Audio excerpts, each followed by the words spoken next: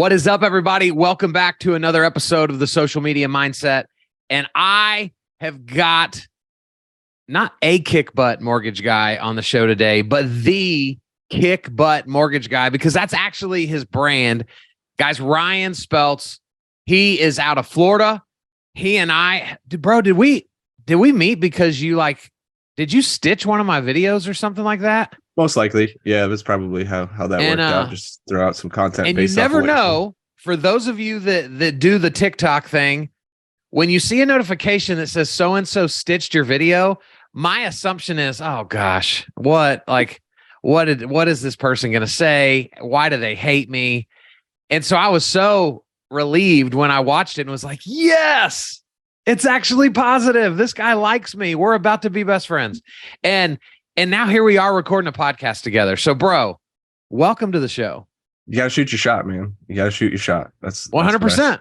Yeah. And there were probably bigger shots to shoot than me, but here we are. Hey, we got to start somewhere, right? Yeah. Don't downplay what you got, man. I mean, you got a book out, man. You're bigger than you think. I am physically much larger than most people think. But I'm so excited for our episode, dude, because I was looking you up right after you reached out, and obviously I do my due diligence on anybody that I bring on here because I have to know that you're a positive influence to my audience. And man, I started looking around. I was like, dude, this guy's got it going on.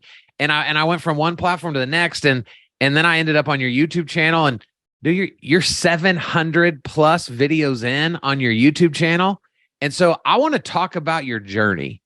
So Ryan, tell us, do you remember the pre-video Ryan and kind of what that moment was like where you decided I've got to do this?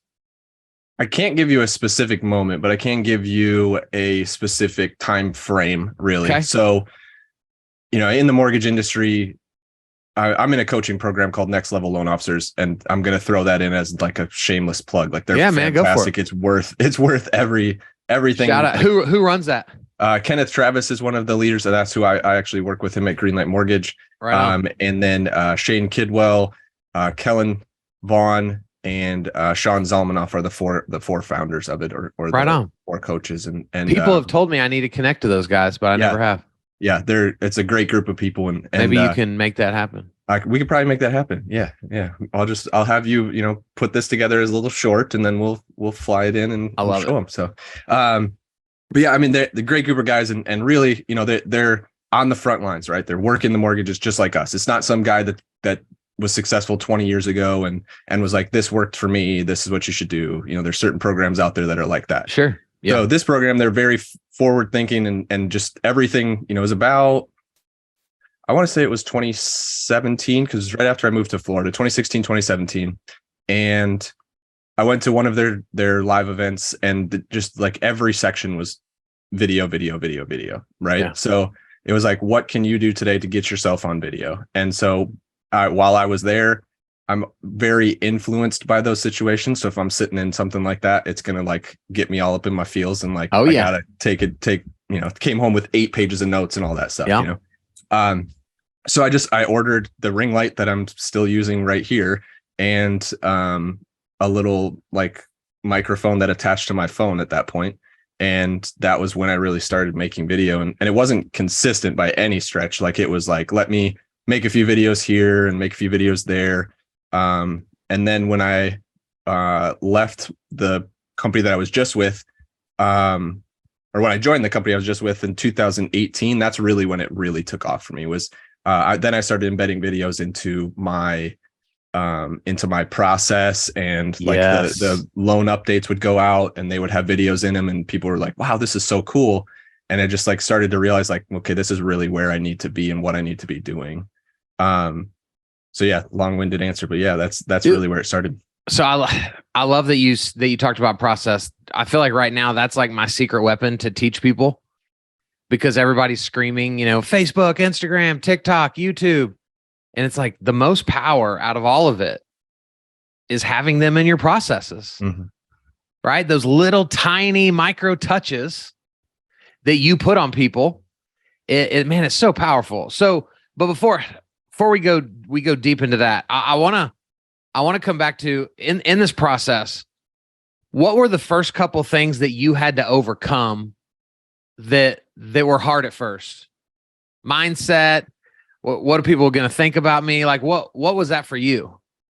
Honestly, and this is so bad because now I preach so hard against it, but like, just like, what am I going to say? Right? Like it's the, what am I going to say? And that excuse is 100% an excuse, because once you start to realize like you can say anything, like literally anything, just get it out there. Yeah. Like you start to realize that it just doesn't matter. Right. You know, and some of them are going to do well and some of them aren't. And the ones you think that are going to do well aren't. And the ones that you don't do well are possibly some of the best ones, or best performing ones, you know, by the metrics. So, you know, that's really one of the things is just like, what was I going to say? Like, who's going to listen to me? You know? Yeah. So back then in 2018, what helped you overcome that? Did somebody give you like a track of this is the type of content you should do for the next 6 months? Like, how'd you overcome that? Yeah, Next Level actually at that point had a 52 weeks of videos or something like that, and I just made them all in like a month. But you know, just like hammered them out kind of thing and put them into the process. And really, where like I utilized those is I was still a little bit nervous to go into the social realm, right? At that point, like I was using the video, but I wasn't using it as broad as I could be. It was more so just on that one-to-one basis. And so I was putting them in, you know, if I had clients that were in credit repair, I was using the ones that revolved around credit and adding those into the drip campaigns. And you know, anything that was revolving around the process, I'd just throw it in as like an extra email that would go out during the process. Like, hey, don't do credit cards. Here's why. And just like stuff like that. So that was really what it was like, it was the 52 weeks of video. And then once you start to see those topics that you're talking about, you're like, okay, I can literally talk about anything. It's like, yeah, well, and I want to make sure listeners that you understand this, like the power of what Ryan has done is, and he may or may have not done this on purpose. It doesn't matter. Right. But you gave yourself permission, whether you see it that way or not, to make one-to-one video, which is way less scary. Right. The condemnation that you think you're going to receive is not there. You know, it's just more simple.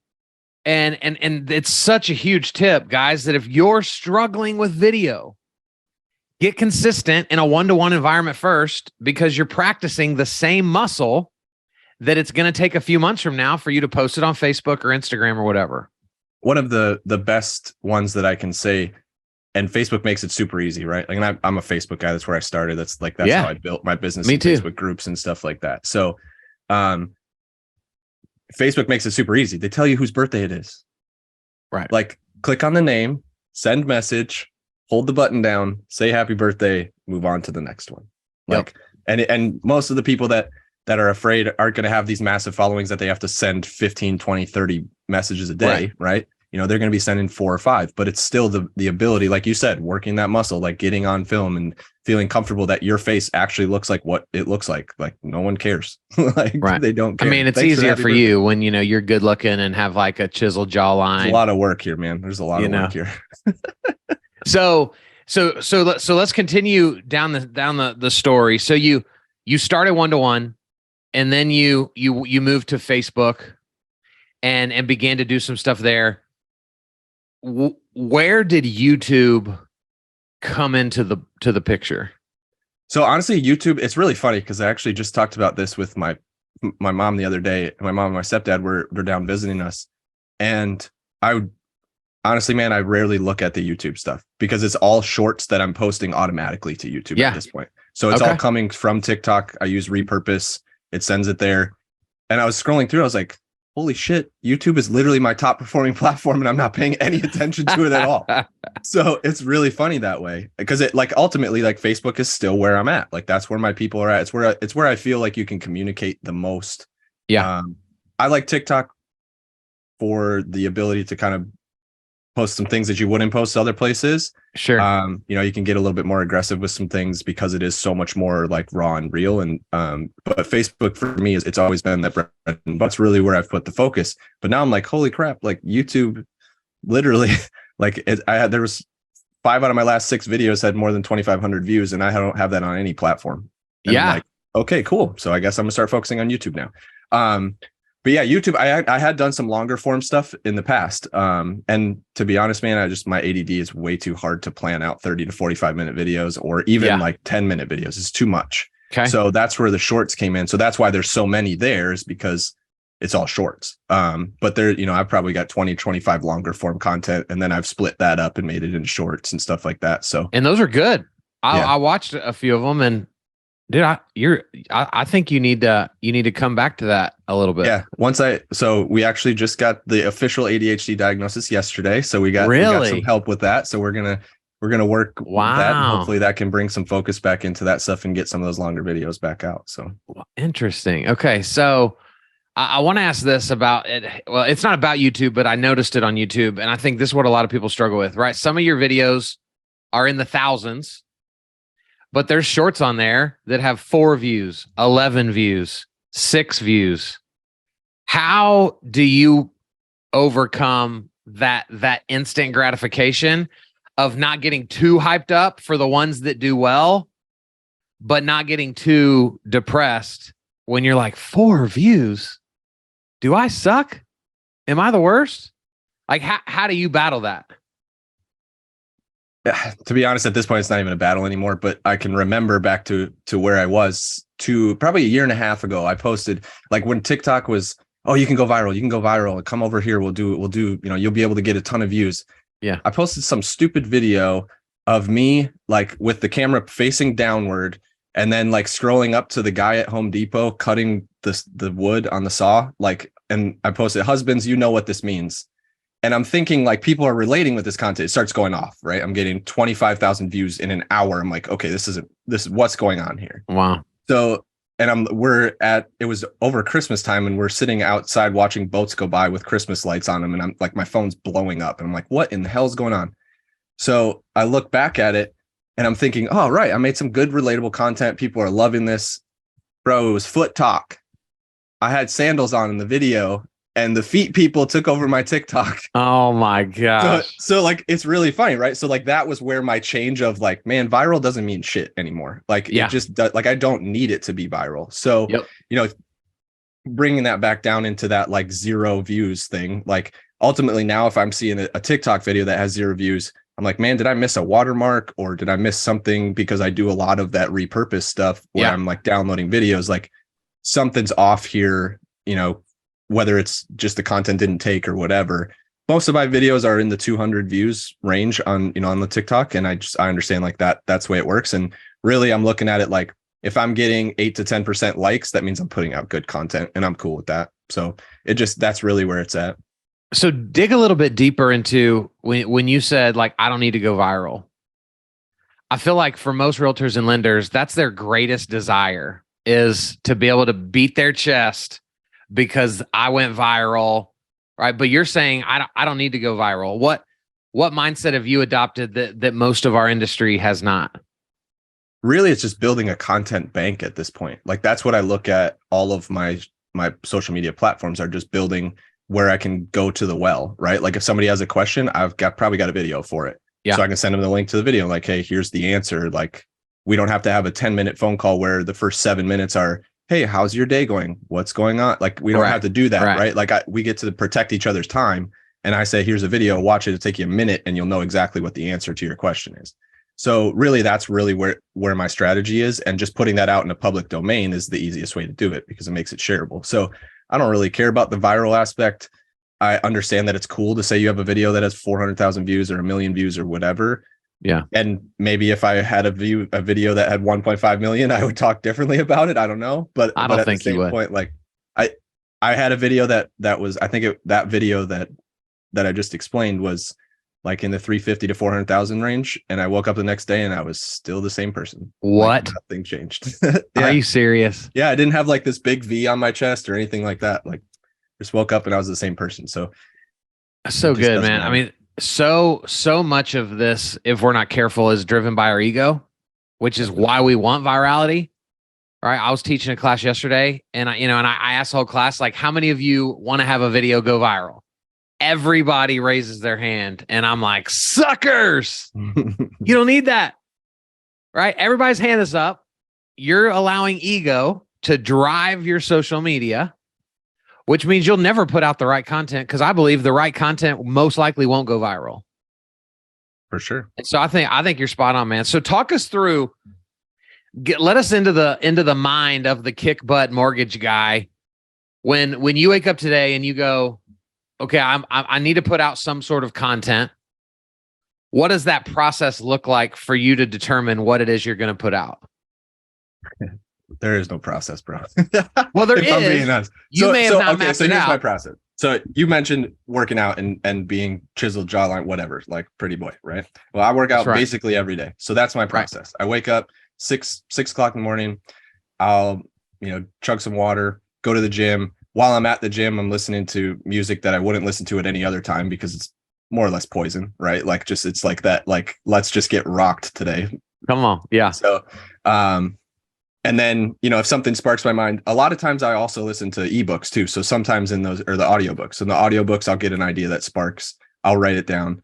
I have backstops for that. So if I get through like an hour of working out and I'm like, man, I have nothing, like there's nothing on my brain, I've got like drafts saved in TikTok of the videos that I've downloaded where you see, like I do a lot of the meme videos. Yep. I've got a lot of those stocked up. And then I do the hydro massage chair at Planet Fitness at the end of my workout. While I'm sitting there, I'm just like, okay, let me think of something funny to throw on the top of this video. And it takes me 7 minutes to make that video. And then I have at least one, right? So yeah.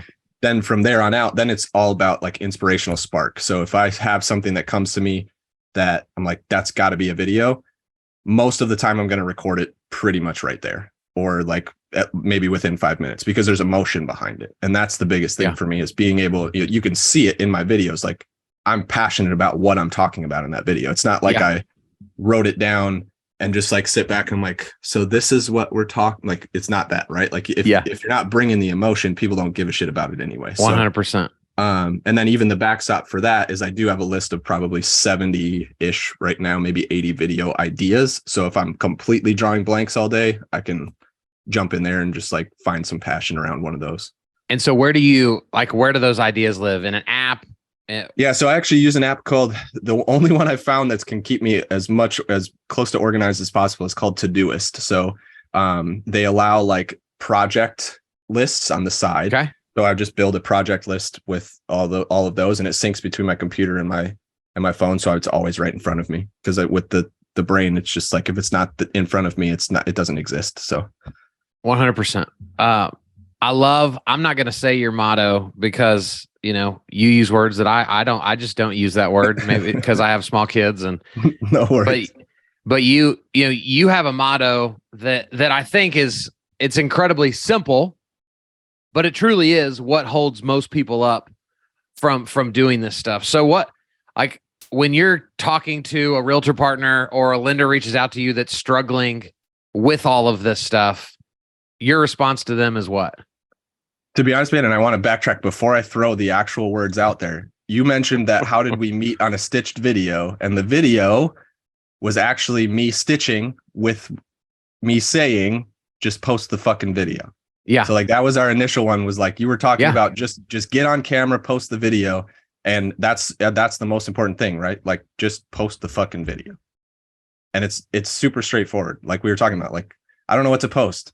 It doesn't fucking matter. Just just post the video, man. That's all it takes. What? So I'm gonna make you put your doctor hat on for a second.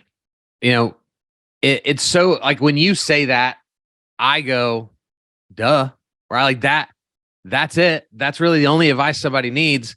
But out of everybody that listens to this episode, 5%, if that, will actually stop listening to this and then go do that. Right. So what is the disconnect from, man, just post the video, but they don't post the video? Honestly, it's fear, right? Like it's being afraid of how you're going to be responded to. And it's really funny because I've found that there's a lot of people in our lives that'll go, I don't care about what people think. Right. Yeah. And it's those people that actively say that outward are the ones that are most afraid of actually posting the video. 100%. And it's really interesting to follow that thought process, because they are so much like, I don't like, it's almost like they're feeding their ego with, I don't care what people think. And then they're afraid that their ego is going to be bruised by putting it out there. 100%. And so I think like that's really where it falls in. It's just like, it's fear. And it's one of those, everything kind of stems from fear, right? Like when you're not doing something, you're afraid of something. So like sit down and ask yourself like, why?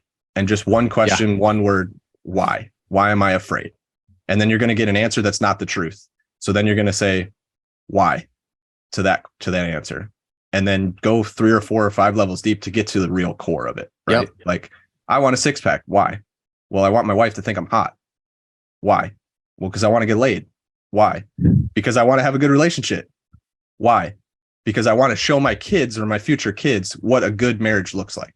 Yeah. Okay, now we're at the core, right? Like you've just gone 5 levels deep of showing like what actually matters. Because it's not the 6-pack, or it's not the I'm afraid that I'm going to say the wrong thing. It's not even that, because nobody like that video is going to be gone in 24 hours and nobody's going to ever watch it again unless you bring it up. So it just doesn't matter.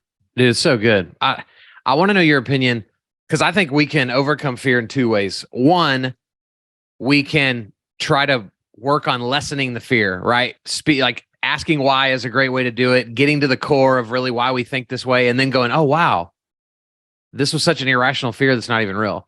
But I think the other way to overcome fear is by not removing the fear, but by creating something positive that becomes more powerful than the fear, right? So I do it in spite of the fear because I'm so passionate about it. Like, would you lean to one way versus the other, or have you done it both? I would say both. I think that they're both good. Like, if you're trying to be introspective and you're like, you just literally can't get yourself to post the video, then you have to dig in and you have to figure out why, right? Like what we just talked about with the process of like asking yourself 4 times why. The other way is like, that's where then you're going to ask yourself the question of like, am I really that passionate about it? If I can't put something on video, like I'm putting out there in writing, like I'm the most passionate real estate agent, you should work with me because I'm going to do everything right. And you're afraid to put your face on video help other people. Like now we're talking about a different situation, right? Like, are you actually in the right profession at that point? Or should you be going and working behind a phone where you don't have to see your client? Like your clients are going to see you in person and they're going to go, why don't you look like your business card? But if you put your face out there on a daily basis, they actually get to see who you are and what you're about. So 100%, man, I love it. So I want to give you a few minutes to just take over the podcast, and I'm just gonna sit back and become a student of the kick butt mortgage guy. If we brought a brand new realtor, brand new lender, or struggling realtor or lender on here with us, and they have no social presence, they know they need to, but they've taken no action, what would be the first few things that you would share with them to kind of help them get going?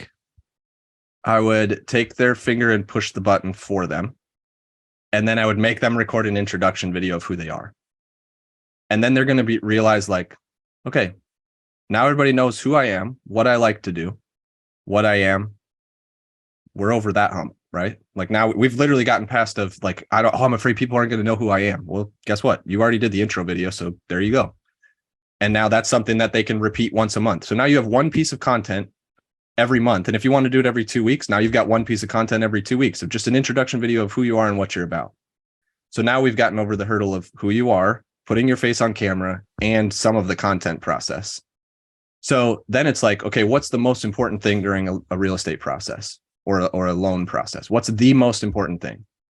And if you don't put that on video, are you doing a disservice to your clientels or the people that you want to be a client? Because if you're not putting important information on video for them to find, because that's where the attention's at. They're not reading your 8-page post about like how somebody racked up a credit card. Like they're not reading that, right? Like how can you tell somebody in 30 seconds what the most important part about a real estate transaction is? So now we've got that. Now you can duplicate that every 2 weeks. Like now we've now gotten 4 pieces of content that you can do every single month with no issues, because nobody's going to care that you already did it. Right. And really then it just starts to become like, okay, let's have a conversation about who you are, like what you like. Are you a funny person Like, generally, are you a serious person? Like, now let's figure out how we can get you to portray that on video instead of that fake professionalism shit that everybody does. That like honestly, man, I was so happy to see that you were wearing like what you're wearing today on the podcast. I was like, this is perfect. Cause like I show up in a t-shirt, right? And I'm like, oh shit, like what are, you still have those reserves even after 760 YouTube videos, you still have for sure that reserve. I almost put a suit on today, but I didn't. So I'm glad I didn't. Yeah, I almost put one on too, but it's like in the closet in the back and I haven't looked at it in 6 months. So, but it's just, so that's just developing your persona. Like, what are you? And if you're not who you want to be, just start being that person then on camera. And really that's, to be honest, man, I know we brought up before the podcast, like, today marks 2 years of sobriety for me, and congratulations, bro. That's awesome. You. And honest to God, I attribute being on video, finding a lot of what I found about myself over the last 2 years. Wow. Because I went from, and you can see it in the progression of the videos where I'm like, let me wear a button-up shirt to present mortgage information because that's what's expected, to me dropping F-bombs in videos about posting a video, right? Like that's then the progression. So it's allowed me to just like kind of enter into who I am, and utilizing video for that, whether you're going to post it or not, who cares? Like, if you don't want to post it, fine, but just at least record it. And then you're going to get to a point like, why am I not posting these? Right. And so huge, that would be my process for starting out, is just like, let's figure out some content so we can get over that, figure out who you are and what you want to be. And if you don't want to, or if you're not who you are, then let's start being that person. Man, so many nuggets in this conversation. If you've listened to this and you haven't found one, you might want to rewind it and go give it another listen, because there's so many gems in here. Ryan, man, thanks for being on the show. Thanks for stitching a video and actually saying something nice about me. Let my animosity go down and not be so scared. Bro, I appreciate you and all the wisdom you've dropped. I appreciate you having me on. And I'm going to throw it out there for you. If you haven't gotten Kyle's book yet, get it. And that would be a perfect start to the entry of your social media campaigns and your social media presence. So thanks, bro. So how do people find you? Where do they go? Everywhere.